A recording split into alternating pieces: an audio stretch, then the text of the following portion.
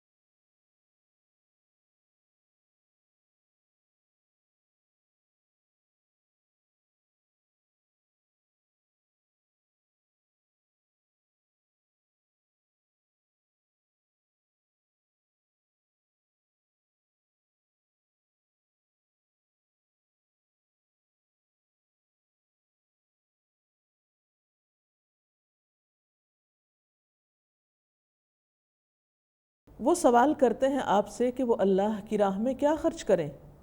آپ کہہ دیجئے کہ جو مال بھی تم خرچ کرو والدین، قرابت داروں، یتیموں، محتاجوں اور مسافروں کے لیے کرو، اور جو بھلائی بھی تم کرو گے بے شک اللہ اس کو خوب جاننے والا ہے۔ تم پر اللہ کے راستے میں لڑنا فرض کر دیا گیا اور وہ تمہیں ناگوار ہے۔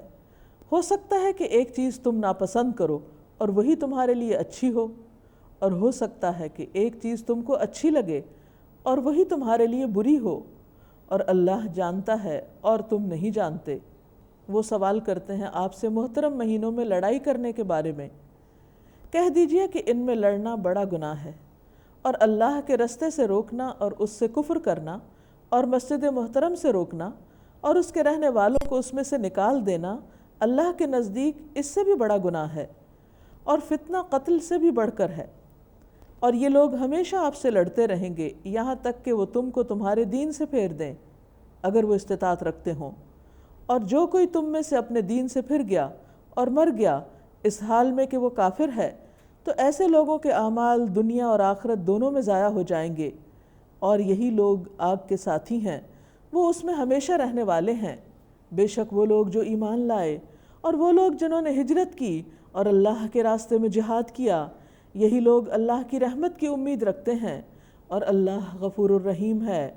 وہ سوال کرتے ہیں آپ سے شراب اور جوئے کے بارے میں، آپ کہہ دیجئے کہ ان دونوں میں بڑا گناہ ہے اور لوگوں کے لیے کچھ فائدے بھی ہیں، اور ان دونوں کا گناہ زیادہ بڑا ہے ان کے نفع سے۔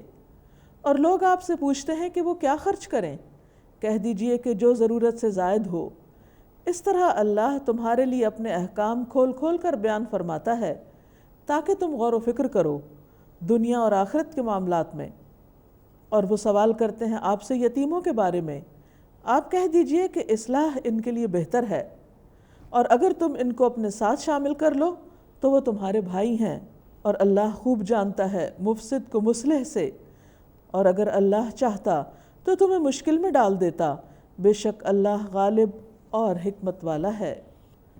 آج کی آیات کی وضاحت۔ ارشاد باری تعالیٰ ہے یسألونک ماذا ينفقون، یہ لوگ آپ سے پوچھتے ہیں کہ کیا خرچ کریں، یعنی اللہ کے راستے میں کیا دیں، کتنا دیں۔ قل، آپ بتا دیجئے ان کو، کہہ دیجئے ما انفقتم من خیر، جو بھی تم خرچ کرو مال میں سے تو کس کو دو؟ سب سے پہلا حق فللوالدین، والدین کے لیے، والاقربین، اور رشتہ دار یعنی قریب ترین رشتہ دار، والیتامى، اور یتیم، والمساکین، اور مساکین محتاج، وابن السبیل، اور مسافر۔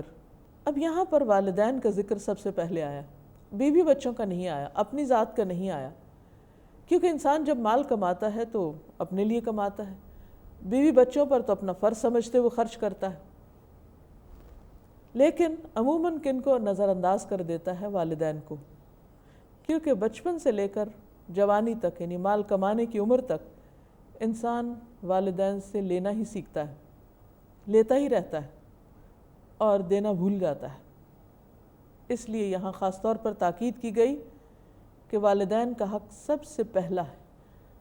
اگر وہ ضرورت مند ہیں، بیمار ہیں، محتاج ہیں، تو کسی اور کو دینے سے پہلے ان کو دو گے، اور ہاں اگر ان کی اپنی ضروریات پوری ہوتی ہیں، وہ خود مالدار ہیں، تو پھر ان کی بجائے دوسروں کو دے سکتے ہو، لیکن پھر بھی اپنے والدین کے لیے انسان مالی مدد یا ایک طرح سے ان کی ضرورت کے تحت ہی ان کو نہ دے، بلکہ تحفے تحائف کی شکل میں ان کو خوش کرنے کے لیے کسی بھی طور پر ان کے ساتھ کوئی نہ کوئی بھلائی کرتا رہے۔